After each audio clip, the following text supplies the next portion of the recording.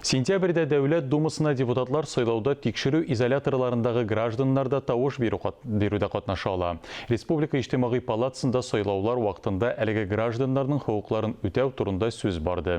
Мәҗбүри тикшерү изоляторларында 1675 кеше исәптә тора. Сайлаулар көнендә алар өчен 5 сайлау участогы ачыла. Җәзаларны үтәү федераль хезмәте идарәсе һәм Эчке эшләр министрлыгы вәкилләре ведомстволарының территориаль сайлау комиссияләре белән ничек хезмәттәшлек итүе турында сөйләделәр. Шулай ук иҗтимагый палата һәм Татарстан иҗтимагый күзәтчелек комиссиясе арасында килешүгә кул куелды. Документта мондый учреждениеләрдә тавыш бирү барышын күзәтүнең ничек оештырылачагын бәян ителгән.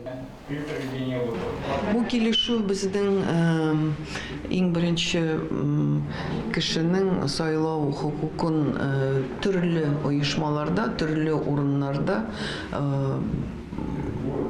тормышка ашыру турында. Аларның бүгенге көндә хукуклары саклана, шуның өчен сайлау хукуклары аларга андый мөмкинчелек ул эш канун нигезендә яхшы иттереп алып барылды. Шуның өчен быел да шушы эшне башкарырга, бергә эшләргә дип хукук төзелә.